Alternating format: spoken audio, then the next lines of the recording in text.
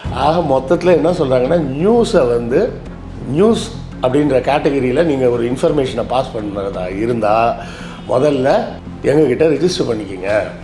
எங்ககிட்ட ரிஜிஸ்டர் பண்ணிட்டு தான் அதுக்கப்புறம் நீங்கள் வந்து அதாவது எங்ககிட்ட காட்டிட்டு போடணுன்றாங்க. அப்புறம் ஒரு வீடியோவோ போஸ்ட்டோ எது போடுறதா இருந்தாலும் அவங்கக்கிட்ட முதல்ல இன்ஃபார்ம் பண்ணணும். ஆமாம், அவங்கள்ட்ட காமிச்சு அப்புறம் தான் போடணும். எப்பெல்லாம் வந்து தங்களது அதிகாரத்துக்கு பிரச்சனை வரும்னு பயம் வருதோ அப்போதெல்லாம் அதிகார மையத்தில் இருக்கக்கூடிய அந்த அதிகார வெறி கொண்டவர்கள் உடனடியாக செய்யக்கூடிய வேலை இதுதான். அதாவது ஒருத்தனை வந்து தகுதி இருக்குது இல்லைன்னு சொல்கிறதுக்கு உண்டான தகுதியை உனக்கு யார் கொடுத்ததுன்னு தான் கேள்வி. ஒருத்தர் ரிக்ஷாக்காரராக இருக்கலாங்க, மார்க்கெட்டில் மூட்டை தூக்குறவராக இருக்கலாம், அவருக்கு எழுத படிக்க கூட தெரியாமல் இருக்கலாம். ஆனால் அவருக்கு ஒரு கருத்து இருக்கும்ல, அவருக்குன்னு ஒரு கருத்து இருக்கும்ல, அந்த கருத்தை அவர் சொல்கிற எப்படி நீங்கள் தடை சொல்ல முடியும்? இது வந்து அன்கான்ஸ்டியூஷனல். மோடியோட சிந்தனை என்னென்னா, தனக்கு எதிரான ஒரு நரேட்டிவ் செட் ஆகுது. அப்படி நரேட்டிவ் செட் ஆகுறதுக்கே இடம் கொடுக்கக்கூடாது. ஃபேஸ்புக்கில் வந்து ஒரு போஸ்ட் வருது, அது மோடிக்கு எதிராக இருக்கா, தூக்கு. மோடிக்கு எதிராக இருந்தால் அது அரசாங்கத்துக்கு எதிராக இருக்குன்னு சொல்லிடு. யூடியூப் அல்காரிதத்தையே கண்ட்ரோல் பண்ணிட்டு தான் இருக்கிறாங்க. யாரெல்லாம் மோடிக்கு எதிராக பேசுன சேனலோ அந்த சேனல்லாம் வந்து இப்போ வியூஸே போக மாட்டேங்குது. ஜென்ரலாகவே நான் பார்க்குறேன், என்னோட சேனல்னு இல்லை, பொதுவாக மோடியை எதிர்த்து பேசக்கூடிய சேனல்ஸ் எல்லாத்துலேயுமே வந்து எலெக்ஷனுக்கு முன்னாடி எவ்வளோ வியூஸ் போயிட்டு இருந்ததோ அந்த அளவுக்கு போகலை, 50% தான் போகுது.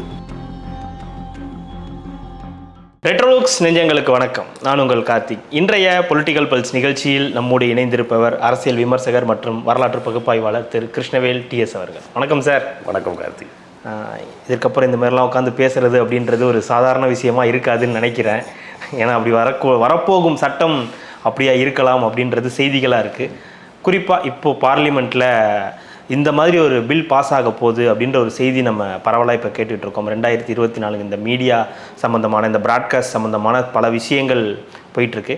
குறிப்பாக இந்த யூடியூபர்ஸ், சோஷியல் மீடியா இவங்களுக்கெல்லாம் ஒரு கட்டுப்பாடு விதிக்கிற மாதிரியான ஒரு சட்ட மசோதா விரைவில் அமலுக்கு வரும் அப்படின்ற மாதிரியான எதிர்பார்ப்புகள் இருக்குது. இதனால் நிறைய சோஷியல் மீடியாவும் யூடியூபர்களும் பாதிக்கப்படுவாங்க. குறிப்பாக அரசுக்கு எதிராக பேசுகிறவங்க பாதிக்கப்படுவாங்கன்ற மாதிரியான செய்திகள் நம்ம படிச்சுக்கிட்டு இருக்கோம். என்ன நடக்குது, இது என்ன ப்ராசஸ், இதனால் என்னென்ன பாதிப்புகள்லாம் நமக்கு உருவாக போகுதுன்னு சொல்லுங்கள். அதாவது அந்த பில்லில் இருக்கக்கூடிய ஒரு முக்கியமான பகுதியை மட்டும் நான் வாசித்து காமிக்கிறேன், அதை பார்த்தீங்கன்னா உங்களுக்கு புரியும். அதாவது the report says that the government has stressed in this version that a professional is anyone. அதாவது ப்ரொஃபஷ்னல்னு அவங்க சொல்லக்கூடிய ஆள் யாராக இருக்கலாம்னா யாராக வேணா இருக்கலாம், engaged in an occupation or vocation and a systematic activity in any structured or organized activity that involves element of planning, method, continuity or persistence. என்ன சொல்கிறாங்கன்னா, இதில் வந்து எல்லாரையும் டிஜிட்டல் ப்ராட்காஸ்டர்னு சொல்லி பதிவு பண்ணிக்கணுமா. அப்படி பதிவு பண்ண வேண்டியவங்க யாராக இருக்கலாம்னா யாராக வேணால் இருக்கலாம். அவங்க எந்த ஃபார்மில் கம்யூனிகேட் பண்ணுவாங்க, எந்த ஃபார்மில் வேணாலும் கம்யூனிகேட் பண்ணலாம். Text, visuals, audio come video. யார் வேறு சொல்கிறாங்க, மீம் கிரியேட்டர் வேறு. மீம் கிரியேட்டர்ஸ்க்கும் ஆமாம், நீங்கள் ஃபேஸ்புக்கில் ஒரு போஸ்ட் போட்டிங்கன்னா அது டெக்ஸ்ட்டு. ஆமாம், அது வேறு. அப்புறம் இந்த நியூ வெர்ஷனில் என்ன சொல்கிறாங்கன்னா, news and current affairs programme will also include text along with audio, visual or audio-visual content, sign, signals, writing message which are transmitted directly or using a broadcasting network. Okay. அதாவது நீங்கள் ஒரு memes மாதிரி create பண்ணி அது வாட்ஸ்அப்பில் அனுப்பிச்சாலும் ஒன்று தான், இல்லை ஃபேஸ்புக்கு, இன்ஸ்டாகிராமு, ரீல்ஸு, யூடியூப்பு, எதுலனாலும். ஆக மொத்தத்தில் என்ன சொல்கிறாங்கன்னா, இந்தியாவில் இருக்கக்கூடிய எல்லாரையும் வந்து ரிஜிஸ்டர் பண்ணுன்னு சொல்கிறாங்க. சோஷியல் மீடியாவில் யார் இருக்கா, ஏதோ ஒரு ஃபார்மேட்டில் எல்லாருமே இருக்காங்க. ஆமாம், சரியா. ஃபோன் வச்சுருக்கக்கூடிய எல்லாரும் ஏதோ ஒரு வகையில் கான்ட்ரிபியூட் பண்ணிகிட்டு இருக்கிறாங்க. அதாவது இப்போ நம்மளை போன்றவங்க உங்கள் சேனல் மாதிரி கொஞ்சம் எஸ்டாப்ளிஷ் பண்ணி உட்காந்து ஒர்க் பண்ணுறது மட்டும் இல்லை, அவங்க போகிறது எது வேற போகிறாங்கன்னு பாருங்கள். Systematic activity, persistent activity, continual activity. எங்கெல்லாம் பிளான் பண்ணி இதுக்கு எதா செஞ்சாலும் பிளான் பண்ணி தானே செய்யணும். ஆமாம், பிளான் பண்ணாமே ஒரு விஷயத்தை செஞ்சிட முடியுமா? அதாவது வடிவேல் சொன்ன மாதிரி எதையும் செஞ்சாலும் பிளான் பண்ணி செய்யணும் அப்படின்ற மாதிரி எந்த வேலை செய்கிறதா இருந்தாலும் அதுக்கு ஒரு பிளான் வேணும். இப்போ ஒன்றும் இல்லை, சினிமாவுக்கு போகணுன்னா கூட அதுக்கு ஒரு பிளான் வேணும். ஆமாம், ரைட்டா? ஆக மொத்தத்தில் என்ன சொல்கிறாங்கன்னா, நியூஸை வந்து நியூஸ் அப்படின்ற கேட்டகரியில் நீங்கள் ஒரு இன்ஃபர்மேஷனை பாஸ் பண்ணுறதா இருந்தால் முதல்ல எங்ககிட்ட ரிஜிஸ்டர் பண்ணிக்கிங்க. எங்ககிட்ட ரிஜிஸ்டர் பண்ணிட்டு தான் அதுக்கப்புறம் நீங்கள் வந்து போடணும். அதாவது எங்ககிட்ட காட்டிட்டு போடணுன்றாங்க. இப்போ நம்ம ஒரு வீடியோவோ போஸ்ட்டோ எது போடுறதா இருந்தாலும் அவங்கக்கிட்ட முதல்ல இன்ஃபார்ம் பண்ணணும். ஆமாம், அவங்கள்ட்ட காமிச்சு அப்புறம் தான் போடணும். யார் அவங்க? அதுக்கு தனியாக ஒரு ஆளுங்களை செட் பண்ணுவாங்க. அது ஒரு போலீஸ் குரூப். ஆமாம், அது கவர்மெண்ட்டே உட்காந்து பண்ண முடியாது. கவர்மெண்ட் உட்காந்து பண்ணிகிட்டு இருக்க முடியாதுல்ல. அதுக்கு எக்ஸ்டர்னல் ஏஜென்சிஸ் நியமிப்பாங்களாம். அந்த ஏஜென்சிகிட்ட நீங்கள் கொடுத்து அப்ரூவல் வாங்கி தான் ஃபேஸ்புக்கில் போஸ்ட் போடணுன்னா எப்படி இது என்ன கன்றாவியான இருக்குது. அதுக்குள்ளே நியூஸே பழசாயிடும். இப்போது இப்படி நீங்கள் சொல்கிறீங்க, இப்போ யூடியூப்னா வேற ஒரு தளம் இருக்காங்க, ஃபேஸ்புக்கு வேற ஒருத்தங்க இருக்காங்க அப்படின்னா அதுக்கு அவங்க ஒத்துக்கணுமா? அவங்க அதை ஏற்றுக்கணும் இல்லையா? அதாவது கவர்மெண்ட் அப்ரூவ்டாக ஒரு சில ஏஜென்சியை நியமிப்பாங்க. இப்போ நம்ம தமிழ்நாடு கவர்மெண்ட்டில் கூட ஃபேக்ட் செக்கிங் சொல்லி ஒரு இதை போட்டாங்க. அது கோர்ட்டில் கேஸ் ஆகி நிற்கிது. கவர்மெண்ட் அது மாதிரி பண்ணலாமா பண்ணக்கூடாதா அப்படின்னு. ஃபேக்ட் செக் பண்ணுறேன்னு சொல்கிறதுக்கே இப்படி ஒரு தடை சொல்கிறாங்கன்னா, நியூஸ் போடுறதுக்கே நீ முதல்ல எங்கிட்ட காமி அப்படின்றாங்க. சென்சார்ஷிப் மாதிரி இது சினிமாவுக்கு தான் சென்சார்ஷிப். அதாவது இது முதல்ல எதுக்காக கொண்டு வரதுன்னு பிளான் பண்ணாங்கன்னா, போன வருஷம் நவம்பர்லேயே கொண்டு வந்துட்டாங்க இந்த டிராஃப்டை. அந்த ஃபஸ்ட்டு டிராஃப்ட் எப்படி கொண்டாடுறாங்கன்னா, திரைப்படங்களில் வர்றது இதெல்லாம் சென்சாரில் சர்டிஃபிகேட் வாங்கிட்டு தான் வர்றாங்க. அதனால தணிக்கை செய்யப்படுது. ஓடிடியில் வர்றதுலாம் வந்து எந்த தணிக்கையும் இல்லாமல் நேராக போட்டுடுறாங்க. இப்போ ரீசெண்டாக கூட ஒரு ஹிந்தி சீரியல் தமிழ் டப்பிங்கில் வந்தது நெட்ஃப்ளிக்ஸில். அதெல்லாம் நீங்கள் பார்த்தீங்களா சார்னு அப்புறம் நம்ம பார்வையாளர்லாம் திட்டுவாங்க. சிஏ டாப்பர்னு ஒரு கிகாலோ பேஸ் பண்ண ஒரு ஸ்டோரி. கிகாலோன்னா தெரியும்ல, மேல் ப்ராஸ்டியூட். அதை இப்போ பேஸ் பண்ணி சிஏ டாப்பர்னு ஒரு சீரீஸு. ஐயோ, நம்ம இந்த தேர்ட் ரேட்டடாக எப்படிலாம் திட்டுவாங்களோ அவ்வளோ இது பேசுகிறாங்க வார்த்தைகள். ஆமாம், அதாவது இப்போ இந்த ஓடிடி பிளாட்ஃபார்மில் இருக்கக்கூடிய அந்த ஆபாச வார்த்தைகள், பேசக்கூடிய வசனங்கள், இதற்கு ஒரு சென்சார் தேவைப்பட்டுச்சு. ஆமாம், அதுக்காக தான் நவம்பரில் கொண்டு வந்தாங்க.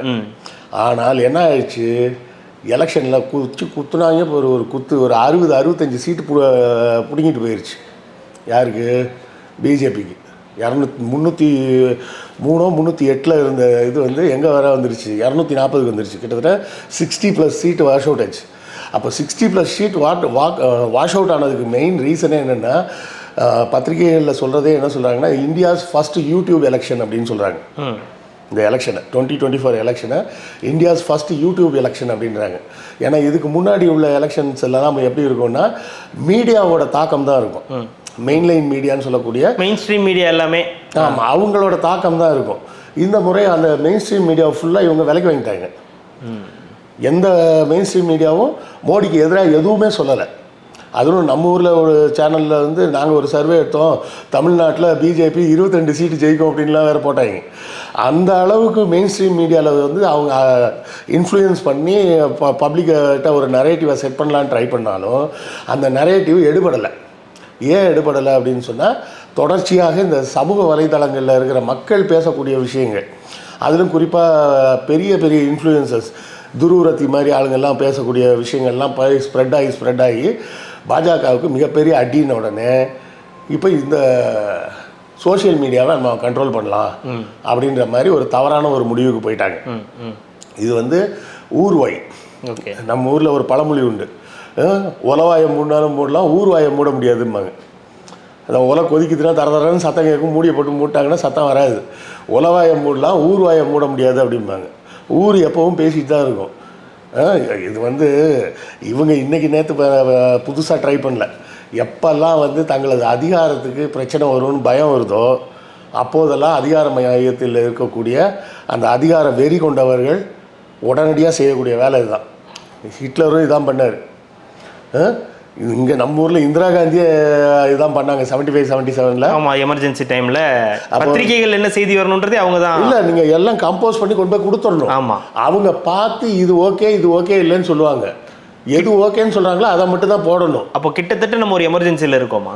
எமர்ஜென்சி கொண்டு போகிறாங்க நம்மளை. இப்போ அதாவது என்ன பண்ணுவாங்கன்னா அண்ணாவின் அண்ணான்ற பேரே வரக்கூடாதும்பாங்களாம் முரசொலியில். அதாவது என்ன போட்டிருக்காங்கன்னா, இவங்க அண்ணாவின் பிறந்த நாளுக்கு நினைவஞ்சலி செலுத்த முடியாதவர்கள் பட்டியல்னு ஒன்று போட்டு விட்டாங்க. அது போட்டப்போ இவங்களுக்கு என்னென்னு புரியல, விட்டாங்க. மறுநாள் தான் தெரிஞ்சிருக்கு என்னென்னா அந்த வர முடியாதவர்கள் பட்டியல்னா என்ன அர்த்தம்னா அவங்களாம் அரசாகி உள்ளே இருக்காங்கன்னு அர்த்தம். மீசாவில் கைது செய்யப்பட்டவர்களின் பட்டியல்னு போட்டால் அலோவ் பண்ண மாட்டான்னு கலைஞர் இப்படி போடுறாரு. கடைசியில் என்ன எந்த அளவுக்கு ரெஸ்ட்ரிக்ஷன் போச்சுன்னா, ஒரு நாள் தலைப்பு செய்தி என்ன போட்டிருக்காங்க முரசொலியில்னா, வெண்டைக்காய் குழம்பு வைப்பது எப்படி, வெண்டைக்காய் உடலுக்கு நல்லது அப்படின்னு சொல்லி சமையல் குறிப்பு ஒன்று போட்டு இதை ஒன்று தான் போட விட்றாங்கன்ற மாதிரி அதையும் எக்ஸ்போஸ் பண்ணாங்க. ஸோ எப்போ வேணும் இதே மாதிரி தான் போஃபோர்ஸ் பிரச்சனை வரும்போது ராஜீவ் வந்து ஒரு ரெஸ்ட்ரிக்ஷன் கொண்டு வரக்கலாம் ட்ரை பண்ணார். அது யார் ராஜீவாக இருந்தா என்ன, இந்திரா காந்தியாக இருந்தா என்ன, மோடியாக இருந்தா என்ன, கருத்து சுதந்திரம்னு. இப்போ சில நீதிபதிகள்லாம் என்ன சொல்கிறாங்கன்னா, பத்திரிக்கைன்னு இருக்குன்னா அதுக்கு ஒரு பேசிக் குவாலிஃபிகேஷன் ஏதாவது ஒன்று இருக்கணும்ல அப்படின்றாங்க. அது என்ன பேசிக் குவாலிஃபிகேஷன், அது யார் முடிவு பண்ணுறது? இதுதான் சுகாசினி போன்றவர்கள்லாம் சொல்கிறது. இப்போ முன்னாடிலாம் பேனா பிடிச்சவங்கலாம் ரெவ்யூ எழுதுவாங்க, இப்போல்லாம் மவுஸ் வச்சுருக்கவங்கலாம் ரெவ்யூ எழுதுகிறாங்க அப்படின்னு சொல்லி பேசிகிட்டு இருந்தாங்க. அதாவது ஒருத்தனை வந்து தகுதி இருக்குது இல்லைன்னு சொல்கிறதுக்கு உண்டான தகுதியை உனக்கு யார் கொடுத்ததுன்னு தான் கேள்வி. ஒருத்தர் ரிக்ஷாக்காரராக இருக்கலாங்க, மார்க்கெட்டில் மூட்டை தூக்குறவராக இருக்கலாம், அவருக்கு எழுத படிக்க கூட தெரியாமல் இருக்கலாம், ஆனால் அவருக்கு ஒரு கருத்து இருக்கும்ல, அவருக்குன்னு ஒரு கருத்து இருக்கும்ல, அந்த கருத்தை அவர் சொல்கிற எப்படி நீங்கள் தடை சொல்ல முடியும்? இது வந்து அன்கான்ஸ்டியூஷனல். கான்ஸ்டியூஷன் சொல்கிறது என்னது, freedom to right of speech. இல்லை இப்போது நம்ம இப்போ ஒரு ப்ரோக்ராம் பண்ணுறோம், இப்போ இந்த ப்ரோக்ராம் பண்ணுறோம், இந்த ப்ரோக்ராம் வந்து அவங்கள்ட்ட காட்டினா அவங்க அப்ரூவ் பண்ண மாட்டாங்க அப்படின்னு நம்ம நினைக்கணுமா? அப்ரூவ் பண்ண மாட்டாங்கன்னு இல்லை, நீங்கள் இப்போ என்னெல்லாம் அப்லோட் பண்ணுறீங்களோ அதை இப்போதைக்கு சொல்லியிருக்க டிராஃப்ட் படி எப்படி சொல்லியிருக்காங்கன்னா, நீங்கள் அப்லோட் பண்ணிவிட்டு அவங்களுக்கு லிங்க் அனுப்பிச்சிடணும், அவங்களுக்கு அனுப்பணும். ஆமாம், அவங்க பார்த்துட்டு இது சரியில்லை அது டேக் டவுன் அப்படின்னு சொன்னாங்கன்னா நீங்கள் உடனே வீடியோ எடுத்துடணும். அதாவது இதில் என்ன நம்ம புரிஞ்சுக்கணுன்னா, இப்போ ஆளும் பாஜக அரசுக்கு சோஷியல் மீடியா மேலே ஒரு பயம் இருக்குது அப்படின்னு எடுத்துக்கணுமா? ஆமாம், உண்மை தானேங்க. சொல்கிறதே என்ன சொல்கிறாங்க, 2024 எலெக்ஷனையே YouTube election of India, first YouTube election in இந்தியான்றாங்க. யூடியூப் இன்ஃப்ளூயன்ஸில் வந்த ஒரு எலெக்ஷன் இது அப்படின்னு சொல்கிறாங்க. அதில் தான் அடி வாங்கினது எவ்வளோ வாங்கியிருக்காங்க, 1-2 வாங்கினா பரவாயில்ல, 65 சீட்டு போயிடுச்சு. 65 சீட்னா அது எவ்வளோ பெரிய நம்பருங்க. நம்ம தமிழ்நாட்டில் இருக்கிற சீட்டை விட யூடியூப்பை பார்த்து பயப்படுவாங்க சார் பாஜக, வந்து யூடியூப்பை பார்த்து பயப்படுறதுக்கான வாய்ப்புகள் இருக்குது. அதாவது இதில் ஈஜிப்ட்லன்னு நினைக்கிறேன், ஃபேஸ்புக் மூலமாக ஒரு புரட்சியே நடந்தது. ஒரு 7-8 வருஷத்துக்கு முன்னாடி ஒரு புரட்சியாக நடந்தது. இப்போ ஒன்றும் இல்லை, நம்ம ஜல்லிக்கட்டு நடந்தது போராட்டம், அந்த போராட்டத்துக்கு எப்படி ஆள் வந்தாங்க? சோஷியல் மீடியா தான். ஸோ வெறும் சோஷியல் மீடியா தானே. சோஷியல் மீடியாவுக்குன்னு ஒரு பவர் இருக்குது, அதாவது மீடியானாலே அதுக்கு ஒரு பவர் இருக்குது. அதில் சோஷியல் மீடியான்றதுக்கு இன்னும் அதிகபட்சமான பவர் இருக்குது. சரி, அப்படி ஒரு இப்போ நீங்கள் சொல்கிற மாதிரி ஒரு பில் பாஸ் ஆச்சுன்னா அதற்கு எப்படி ஆதரவு கிடைக்கும் நாடாளுமன்றத்தில்? நாடாளுமன்றத்தில் வந்து ராஜ்யசபாவுக்கும் போகணும் பில்லு. ஆனால் இவனுக்கு திருட்டு பசங்க என்ன பண்ணுவாங்க, ஃபைனான்ஸ் பில்லுன்னு சொல்லி பாஸ் பண்ணுவாங்க. ஒரு பில்லை வந்து ஃபைனான்ஸ் பில்லுன்னு சொல்லி நீங்கள் சொல்லிட்டீங்கன்னா ராஜ்யசபா கொண்டு போக வேண்டிய அவசியம் கிடையாது, லோக்சபாலே பாஸ் பண்ணிடலாம். ஆனால் லோக்சபாவில் மோடி அரசாங்கத்துக்கு ஒரு 240, அவருடைய கூட்டணி கட்சிகள் தான் ஒரு 30-32. அவங்க ஒத்துக்கணும் இல்லையா? அவங்க ஒத்துக்காமல் இருந்தால் தான் நமக்கு நம்ம பொழைச்சோம். அவங்களும் மண்டையாட்டிட்டு போயிட்டாங்கன்னா மொத்தமாக நம்ம எல்லாருக்குமே ஆப்பு தான். ஏன்னா அவங்க ஊர்லேயும் யூடியூப்லாம் இருக்கும் இல்லையா, அவங்களும் அங்கே யூஸ் பண்ணுவாங்க, அவங்களுக்கும் அந்த எதிர்ப்புகள்லாம் இருக்க தானே செய்யும். அப்போ அவங்களும் சேர்ந்து சொல்வதற்கான வாய்ப்புகள் இருக்குது. வாய்ப்பு இருக்குது. அதாவது மோடியோட சிந்தனை என்னென்னா, தனக்கு எதிரான ஒரு நரேட்டிவ் செட் ஆகுது, அப்படி நரேட்டிவ் செட் ஆகுறதுக்கே இடம் கொடுக்கக்கூடாது. ஃபேஸ்புக்கில் வந்து ஒரு போஸ்ட் வருது, அது மோடிக்கு எதிராக இருக்கா, தூக்கு. மோடிக்கு எதிராக இருந்தால் அது அரசாங்கத்துக்கு எதிராக இருக்குன்னு சொல்லிவிடு. இல்லை, இதுவே அவங்களுக்கு பெரிய ஒரு அகைன்ஸ்டான விஷயமா மாறாது அப்படின்றது அவங்களுக்கு தெரியாதா என்ன? நல்லா தெரியும். ஆனாலும் என்ன சொல்லுவாங்கன்னா, ஒரு குருட்டு நம்பிக்கை வரும், முரட்டு முட்டாள்தனம் அப்படிம்பாங்க அது பேர். அந்த முரட்டு முட்டாள்தனத்தில் தான் இந்த மாதிரி தவறுகளை செய்கிறது. நம்மக்கிட்ட அதிகாரம் இருக்குது, இந்த அதிகாரம் கையை விட்டு போயிடக்கூடாது அப்படின்றப்போ ஒரு பதட்டம் வரும்ல, அந்த பதட்டத்தில் எத்த தின்னா பித்தம் தீரும் அப்படின்ற மாதிரி இதை ஒன்று பண்ணிவிடுவாரு, அதை ஒன்று பண்ணி விட்ரு அப்படின்னு சொல்லி திரும்ப திரும்ப. ஏன்னா இப்போ இதையே எல்லாரும் பேச ஆரம்பிச்சிடுவாங்க. இப்போ இன்றைக்கி காலையில் தான் அந்த பில்லை வந்து கேபினெட்டில் ப்ரெசென்ட் பண்ணியிருக்காங்க, சரியா? அது இன்னும் பார்லிமெண்ட்டில் கூட ப்ரெசென்ட் பண்ணல. டிராஃப்டை வந்து ரீஒர்க் பண்ணி கேபினெட்டில் ப்ரெசென்ட் பண்ணியிருக்காங்க. கேபினெட்டில் பார்த்து இது ஓகேவா, இன்னும் கொஞ்சம் வேறு ஏதாவது சேர்க்கணுமா வைக்கணுமாலாம் பார்த்து அதுக்கப்புறம் தான் அந்த டிராஃப்டை கொண்டு போய் பில்லாக ப்ரெசென்ட் பண்ணுவாங்க பார்லிமெண்ட்டில். அதுக்கப்புறம் தான் டிஸ்கஷன். அதுக்கப்புறம் வந்து அது இப்போதைக்கு நம்ம கொஞ்சம் தைரியமாக இருக்கலாம். நம்ம தலைவர் ராகுல் இருக்கார், உள்ளே பூந்து அடி பட்டையை கிளப்பிடுவார். அடுத்தாலும் அது ராஜ்யசபா போகணும். இப்போ இது வந்து திடீர்னு ஓம் பிர்லா வந்து போன வாட்டி மாதிரி இதுவும் ஃபினான்ஸ் பில் தான் அப்படின்னு சொல்லிட்டாருன்னா முடிஞ்சு போயிடுச்சு. போன வாட்டி நிறைய சட்டங்களை வந்து என்ன பண்ணிட்டாங்க, ஃபினான்ஸ் பில்னு சொல்லி பாஸ் பண்ணிட்டாங்க. ஃபினான்ஸ் பில்னால் ராஜ்யசபா போக வேண்டியதில்லை. ராஜ்யசபாவில் வந்து இவங்க மட்டுமே மெஜாரிட்டி கிடையாது, எல்லா கட்சிக்காரங்களும் இருப்பாங்க. அங்கே யுனானிமஸாக இது மாதிரி பாஸ் ஆகாது. அதுக்காகவே ஃபினான்ஸ் பில்னு போட்டு பாஸ் பண்ணி விட்டுறது. அப்போ இந்த மாதிரி திருட்டுத்தனமான வேலைகளெல்லாம் இவங்க செய்கிறதுக்கு உண்டான எல்லா வாய்ப்பும் இருக்குது. அதாவது இவிஎம் மிஷினை பற்றி ஏதோ ஒரு கேள்வி வந்தப்போ கூட அதுவும் ஃபினான்ஸ் பில் அப்படின்னு சொல்லி பாஸ் பண்ணிட்டாங்க. இவிஎம்க்கும் ஃபினான்ஸுக்கும் என்னையா சம்பந்தம் அப்படின்னு யார் கேட்குறது? சபாநாயகர் தான் கேட்கணும். அவர் ஆமாம் ஃபினான்ஸ் பில்லை ஒத்துக்கிறேன் அப்படின்னு சொல்லிட்டாருன்னா ஃபினான்ஸ் பில் கேட்டகரியிலே அதை பாஸ் பண்ணுவாங்க. அப்போ இதையும் ஃபினான்ஸ் பில் கேட்டகரியில் போட்டு பாஸ் பண்ணாங்கன்னா என்ன பண்ண முடியும்? பண்ணுறதுக்கு வாய்ப்பு இருக்குது. ஆனால் இதிலிருந்து மீண்டு வந்துடலாம். இதுக்கு மேலெல்லாம் சர்வாதிகாரங்கத்தெல்லாம் போய் மக்கள் மீண்டு வந்திருக்கிறாங்க. ஆனால் அந்த இடைப்பட்ட காலத்தில் ஏற்படக்கூடிய நஷ்டம்னு ஒன்று இருக்குல்ல, அந்த நஷ்டம் வந்து ஒரு மிகப்பெரிய கொலாட்ரல் டேமேஜாக இருக்கும். எத்தனையோ சேனல்கள் முடக்கப்படலாம். எதிர்த்து எழுதக்கூடிய சேனல் ஏற்கனவே வந்து யூடியூப் அல்காரிதத்தையே கண்ட்ரோல் பண்ணிட்டு தான் இருக்கிறாங்க. யாரெல்லாம் மோடிக்கு எதிராக பேசுன சேனலோ அந்த சேனல்லாம் வந்து இப்போ வியூஸே போக மாட்டேங்குது. ஜென்ரலாகவே நான் பார்க்குறேன், என்னோட சேனல்னு இல்லை, பொதுவாக மோடியை எதிர்த்து பேசக்கூடிய சேனல்ஸ் எல்லாத்துலேயுமே வந்து எலெக்ஷனுக்கு முன்னாடி எவ்வளோ வியூஸ் போயிட்டு இருந்ததோ அந்த அளவுக்கு போகலை, 50% தான் போகுது. அதுவே வந்து ஏதோ ஒன்று பண்ணிகிட்டு இருக்காங்க. ஃபேஸ்புக் அல்காரிதமே அது மாதிரி தான் கண்ட்ரோல் பண்ணி வச்சுருக்கிறாங்க. அப்போ இதெல்லாம் ஏற்கனவே இந்த கண்ட்ரோல்லாம் பத்தாதுன்னு சொல்லிட்டு மேனுவலாக ஒரு கண்ட்ரோலை கொண்டு வந்து எல்லாரையும், அப்போ எல்லாரையும்னா இப்போது ஒன்றும் இல்லைங்க, ஒரு அம்மா வந்து சமையல் குறிப்பு போடுறாங்கன்னு வச்சுக்கிங்களேன். அது பேசிகிட்டு இருக்கும்போது தக்காளி விலை ரொம்ப ஜாஸ்தியாக போச்சுங்க, நீங்கள் தக்காளி போடணுன்னா போடுங்க, இல்லைனா புளி போட்டுவீங்க அப்படின்னு சொல்லிட்டாங்கன்னா ஐயா நீயும் பாலிடிக்ஸ் பேசுகிறேன்னுக்குள்ளே சொல்லலாம்ல அந்த வீடியோவை. இல்லை, பாலிடிக்ஸ் எங்கே இல்லைன்னு சொல்லுங்கள். அவங்க சொல்கிறது என்ன சொல்கிறாங்கன்னா, நியூஸ் அண்ட் பாலிடிக்ஸுக்கு மட்டும்தான் இந்த கண்ட்ரோல் உண்டு. பாலிடிக்ஸ் இல்லாத இடம் எதுன்னு சொல்லுங்கள். எல்லா இடத்துலையும் பாலிடிக்ஸ் இருக்குது. ஸ்கூல் ஃபீஸ் ஜாஸ்தின்னு சொன்னிங்கன்னா பாலிடிக்ஸு, பஸ்ஸில் உட்கார இடம் இல்லைன்னு சொன்னிங்கன்னா பாலிடிக்ஸு, ட்ரெயினில் புக்கிங் பண்ண போகிற சீட்டு கிடைக்கல அப்படின்னு சொன்னால் அது பாலிடிக்ஸு, கரண்ட் பில்லு ஜாஸ்தி ஆகுதுன்னா பாலிடிக்ஸு, எல்லாமே பாலிடிக்ஸ் தான். பாலிடிக்ஸ் இல்லாத இடம் எங்கே இருக்குது? நம்ம தான் நினச்சிக்கிறோம் பாலிடிக்ஸ்னால் மோடியை பற்றி, கலைஞரை பற்றி, ஸ்டாலினை பற்றி, எம்ஜிஆரை பற்றி பேசினா தான் பாலிடிக்ஸ்னு. பாலிடிக்ஸ் இல்லாத இடமே கிடையாது. கரெக்டாக எந்த இடத்துல எடுத்திங்கனாலும் அதில் ஒரு பாலிடிக்ஸ் இருக்கும். அப்போ நீங்கள் யாரை வேணாலும் பாலிடிக்ஸை இப்போ கவர்மெண்ட்டுக்கு எதிராக பேசுகிறாரு. ஏற்கனவே பார்த்தீங்கன்னா ஒரு சட்டம் இருந்தது, செடிஷன் ஆக்ட்னு. அந்த செடிஷன் ஆக்ட்னா என்னென்னா, இந்தியாவின் தேச துரோகி அப்படின்னு ஒரு லா இருந்தது. அதை வந்து எடுக்கணும்னு சொல்லி ராகுல் காந்திலாம் முதல்ல சொல்லிகிட்டு இருந்தார். அப்புறமா நாங்கள் இப்போ இவங்க வந்து எடுத்துட்டேன்ட்டாங்க. இந்த இப்போ 3 ஹிந்தி பேர் வச்சு ஒரு இது விட்டாங்களே, அதில் எடுத்துகிட்டு என்ன பண்ணியிருக்காங்கன்னா, அதை விட கொடுமையாக ஒரு சட்டத்தை கொண்டு வந்திருக்காங்க. என்ன சட்டம்? இந்திய ஒருமைப்பாட்டுக்கு எதிராக பேசுவது அப்படின்னு. இந்திய ஒருமைப்பாட்டுக்கு எதிராக பேசுவதுன்னா என்ன அர்த்தம்? இப்போ நம்ம வந்து பேசுகிறப்போ மாநிலத்துக்கு சுயாட்சி வேணும், இப்படி எதுக்கு எடுத்தாலும் ஒன்றியத்தை எதிர்பார்த்துக்கிட்டே நம்ம இருக்கிற மாதிரி இருக்கக்கூடாது, மாநிலத்துக்கு சுயாட்சி வேணும்னு பேசினா அப்போ இந்திய ஒருமைப்பாட்டுக்கு எதிராக பேசுகிறேன்.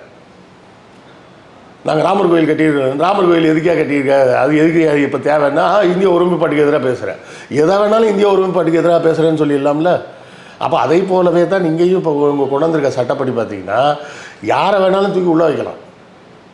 இவர் தான் அவர் தான் இல்லை, கொஞ்சம் கூடுதல் விருப்பம் இருந்தால் அதான் கேமராமேன் அவர் பேசும்போது நீ என்னையா பண்ண பார்த்துக்கிட்டு இருந்தேன், நீ தானே ரெக்கார்ட் பண்ண, நீ வான்னு கேமராமேனையும் சேர்த்து கொண்டு அரெஸ்ட் பண்ணி உள்ள வைக்கலாம். கண்டிப்பாக பண்ணால் நல்லா தான் இருக்கும். எடிட்டரையும் அதெல்லாம் போடுறான்ல, அதை கட் பண்ணாமல் நீ ஏன் போட்ட அப்படின்னு எடிட்டரையும் தூக்கி உள்ள வைக்கலாம். ஒரு கூட்டு முயற்சி தானே சார், ஒருத்தர் 2 பேர் கூட எல்லாருக்குமே அதில் பங்கு. இப்போ பேசி முடிச்சோடனே கிருஷ்ணவேல் பேசினாரு, ஆமாம் அவர் பேசும்போது நீ வேடிக்கை பார்த்தல அப்படின்னு உங்கள் கார்த்தி, ஆமாம் அந்த நேரம் நீ தானே ரெக்கார்ட் பண்ண அப்படின்னு கென்னு, அதை நீ தானே ஒழுங்காக எடிட் பண்ணி கட் பண்ணாமல் அப்படியே போட்ட அப்படின்னு மில்டன் எல்லாரையும் தூக்கிள்ள வச்சிடலாம் மொத்தமாக ஒரு வீடியோவை காமிச்சு. அந்த மாதிரி ஒரு ஆபத்தான ஒரு சட்டத்தை கொண்டாந்து இப்போ நம்ம மேலே திணிக்க வந்திருக்கிறாங்க. இதுதான் ஃபாசிசம்ன்றது, இதுதான் வந்து அடக்குமுறையின் உச்சகட்டத்துக்கு நோக்கி போயிட்டே இருக்குது. ஏன்னா அவங்களுக்கு நோக்கம் இப்போ என்னவா இருக்குன்னா, அரசாங்கத்துக்கு எதிராக அப்படின்னு சொல்கிறத விட மோடிக்கு எதிராக. இதுதான் அந்த இந்திரா காந்தி அப்போ எமர்ஜென்சி பீரியடில் சொன்னது. இந்தியாவுக்கு எமர்ஜென்சி அப்படின்னு போட்டோன்னே ஒரு பத்திரிகையாளர் இந்தியாவுக்கு எமர்ஜென்சியா இந்திராவுக்கு எமர்ஜென்சியா அப்படின்னு. இந்தியாவுக்கு ஆபத்தா இந்திராவுக்கு ஆபத்தான்னு தூக்கிள்ள வச்சிட்டாங்க. முடிஞ்சு போயிடுச்சு. அப்போ இங்கே இப்போ என்ன பிரச்சனை? இந்தியாவுக்கு எதிராக நெரேட்டிவா மோடிக்கு எதிராக நெரேட்டிவா? அது நீ மோடிக்கு எதிராக பேசினாலும் அது இந்தியாவுக்கு எதிராக தான் பேசுகிற அப்படின்னு சொல்லி தான் இப்போ தூக்கி உள்ள வைக்க போகிறாங்க. இதை வந்து சட்டமாக வரவிடாமல் தடுப்பதற்கு எல்லா பத்திரிகைகளும் நம்ம சேனலில் என்ன ஒரு 50,000 பேர் பார்த்துருவாங்களா, இல்லை 1,00,000 பேர் பார்ப்பாங்களா? ஆனால் அது மூலமாக வேறு சேனல்காரங்களாம் பேசணும். எல்லா சேனலும் இதை பற்றி பேசணும். அதை தொடர்ந்து எல்லா பத்திரிகைகளும் இதை பற்றி எழுதணும். டிவியில் பேசணும். எல்லாரும் பேசினா தான் இந்த சட்டத்தை கொண்டு வர விடாமல் தடுக்கலாம். இல்லை அப்படின்னு சொன்னால் மொத்தத்தில் இந்தியாவில் என்ன நடக்க போகுதுன்னா பேச்சுரிமை அப்படிங்கிறத தூக்க போகிறாங்க. இது எதுக்காக சொல்ல வரேன்னா, யாரோ ஒருத்தன் வந்து முகலாயர்கள் ஆட்சியில் இப்படிலாம் நல்லது நடந்ததுன்னு ஒரு ஃபேஸ்புக்கில் ஒரு போஸ்ட் போடுறான்னு வைங்களேன். அவர்கள் நம்மை அடக்கி ஆண்டவர்கள், அவங்களுக்கு ஆதரவாக நீ எப்படி போஸ்ட் போட்டேன்னு தூக்கி அவனை உள்ள வைக்கலாம். மெக்காலே கல்வி திட்டம் நல்லா இருக்குதுயா, அதனால தான் எல்லாரும் படித்தோம் அப்படின்னு எதுனா, ஆங்கிலேயருக்கு ஆதரவாக நீ போஸ்ட் போறியான்னு சொல்லி அவனை தூக்கி உள்ள வைக்கலாம். ஸோ உள்ளே தூக்கி வைக்கிறதோட அந்த பேண்ட்வித் இருக்குல்ல, அது இதுதான் அதுதானே கிடையாது. அன்லிமிட்டெட். எந்த பாசிபிலிட்டியில் வேணாலும் ஒருத்தரை பிடிக்கலன்னா தூக்கி உள்ள வச்சிடலாம். ஏன்னா ஏற்கனவே நம்ம பார்த்துருக்குறோம், இடிக்கு வந்து இந்த மாதிரி அதிக பவர் கொடுத்தப்போ ஒரு வயசான 2 தாத்தாவை போய் அரெஸ்ட் பண்ண போனாங்க. அதனால் எதுவுமே சாத்தியம் இந்த விஷயத்தில். இந்த மாதிரி ஒரு இந்த பில் பாஸ் ஆச்சுன்னா எது வேணாலும் சாத்தியம். வைக்கலாம். கருத்து சுதந்திரம், பேச்சுரிமை இதனால் பறி போகலாம் அப்படின்றது செய்தியாக தான் இருக்கு. ரெட்ஃபிக்ஸை மூடினாங்க, இந்த பிரியாணி மேலே அரெஸ்ட் பண்ணாங்க. அதெல்லாம் வந்து அவதூறு. நம்ம வந்து அவதூறு பேச்சுக்குள்ளே போகலை. அவதூறுன்னா அதுக்கு இருக்கிற சட்டங்களே போதும். இதுக்கு புதுசாலாம் ஒரு சட்டம் தேவையில்லை. ஏன்னா இருக்கிற சட்டங்களை வைத்துக்கொண்டே அவதூறு பேசுகிறவங்க அப்படின்னு எடுத்தோம்னா, சாட்டை துரைமுருகனாக இருக்கட்டும், சவுக்கு சங்கராக இருக்கட்டும், ஃபெலிக்ஸ் ஜெரால்டாக இருக்கட்டும், இந்த பிரியாணி மேனாக இருக்கட்டும், எல்லாரையும் நடவடிக்கை எடுக்க முடியுதுல்ல. அப்போ இது வந்து என்ன நோக்கத்தில் கொண்டு வந்திருக்காங்கன்னா, கவர்மெண்ட்டுக்கு எதிராக ஒரு நரேட்டிவ் உருவாகாமல் தடுப்பதற்கு. அப்போ அந்த ஏஜென்சி என்ன பண்ணும், பிஜேபிக்கு ஆதரவாக வர்ற விஷயங்களெல்லாம் அலோவ் பண்ணுவாங்க. பிஜேபிக்கு எதிராகவும் இந்துத்துவாவுக்கு எதிராகவும் வரக்கூடிய போஸ்ட் எல்லாத்தையும் கட் டவுன் பண்ணுவாங்க. அப்போ மீடியா ஃபுல்லாக எப்படி இருக்கும், ப்ரோ பிஜேபியாகவும் ப்ரோ ஹிந்துத்துவாகவும் மட்டும்தான் இன்ஃபர்மேஷன் இருக்கும். That will be used to brain wash the public. பொதுமக்களை மூளை செலவை செய்வதற்கு அது பயன்படும். தொடர்ந்து நம்ம அதை கேட்டுக்கிட்டே இருக்கிறப்ப பொதுமக்கள் என்ன நினைப்பாங்க, அப்படி தான் இருக்கு போல, எல்லாரும் அப்படி தான் இருக்காங்கன்னா நம்ம மட்டும் ஏன் இப்படி இருக்கணும், நம்ம நரேஷன் செட் பண்ணுறது. அவங்க ஒரு நரேஷன் செட் பண்ணுறதுக்காக மற்ற நரேஷனை கட் பண்ணுறதுக்கு உண்டான வேலையை பார்க்குறாங்க. கவுண்டர் நரேட்டிவே வரக்கூடாதுன்றாங்க. அவங்க ஒரு நரேஷன் செட் பண்ணுவாங்க. கவுண்டர் நரேட்டிவ் வந்துன்னா அதை ஃபில்டர் பண்ணி எடுத்துருவாங்க. இருக்கிறதே இருக்கக்கூடாது, அவ்வளோதான் மேட்ரு. இது எப்படி பில் பாஸ் ஆகுது, இது ஆகுமா ஆகாதான்றதை பார்க்கலாம். மிக்க நன்றி சார். இவ்வளோ நேரம் உங்களுடைய நேரத்தை ஒதுக்கி எங்களுக்காக பல்வேறு தகவல்களை பகிர்ந்தமைக்கு ரெட்ரோலோக்கின் சார்பாக மிக்க நன்றி.